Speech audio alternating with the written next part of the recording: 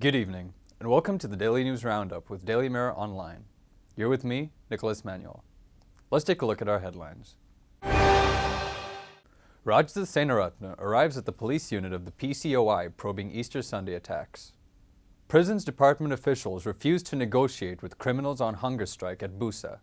The SGF arrest a close associate of the notorious underworld figure and kingpin, Markandre Madhush.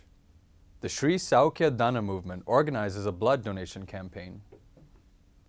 80% renewable energy to be added to the national grid by 2030. The government is yet to begin reviewing the proposal agreement with the MCC. The number of national schools to be increased to 1,000 in the country. The WHO releases a monthly selection of case studies in relation to COVID-19. Wellampidia police arrests 2 persons with heroin worth Rs 1 million.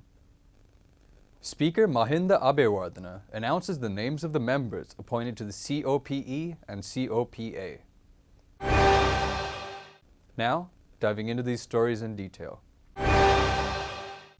Former Minister Rajda Senaratne arrived at the police unit of the Presidential Commission of Inquiry probing Easter Sunday attacks to provide a statement with regard to coordinated terror attacks which occurred on April 21, 2019.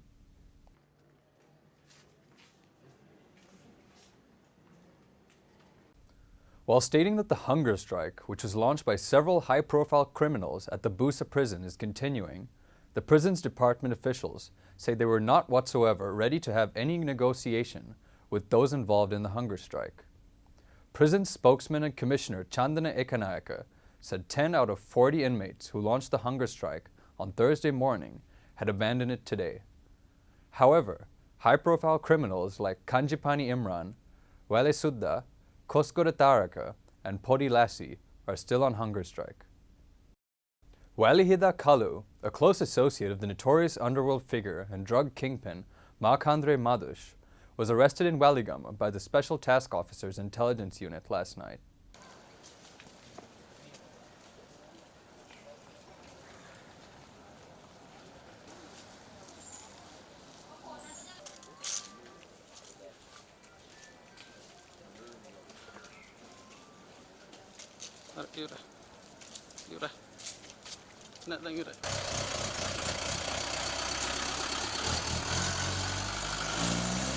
A blood donation campaign organized by the Colombo unit of the Sri Saukya Dana movement for the 11th time was held at the Saukya Dana movement headquarters in Colombo today.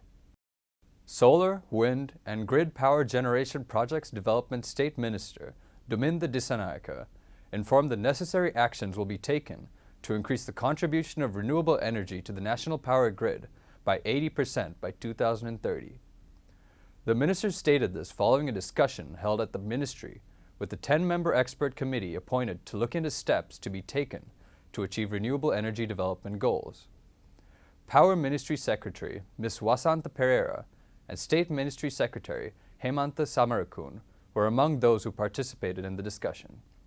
ජනාධිපතිතුමාගේ සහ රටේ ආණ්ඩුවේ සහ බලාපොරොත්තුවක් තියෙනවා 2030 වෙනකොට 80% රිනියුබල් energy කියන එක.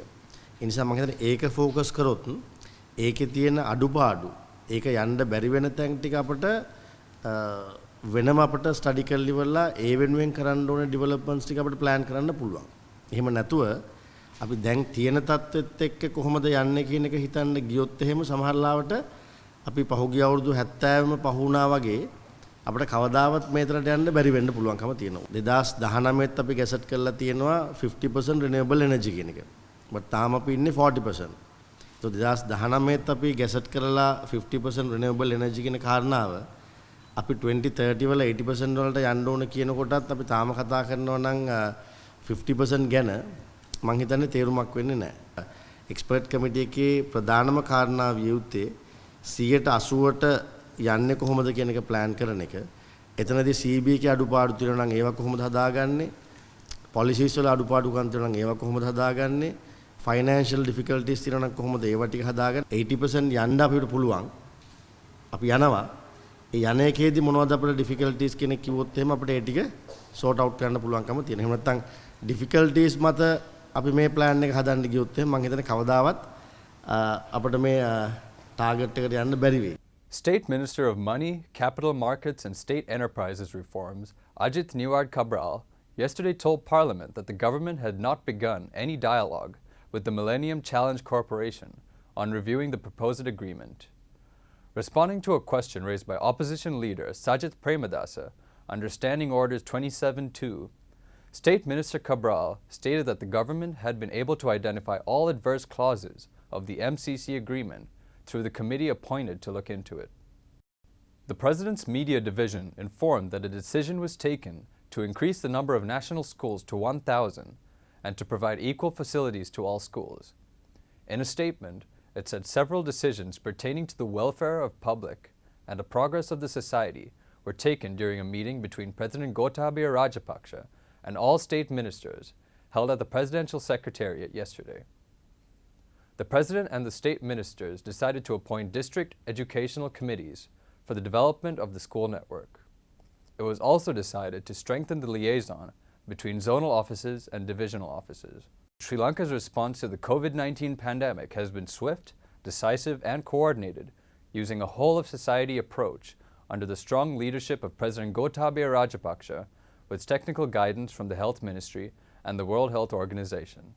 A monthly selection of case studies released by the WHO informed a total of 49 COVID-19 country case studies have been published so far by the WHO.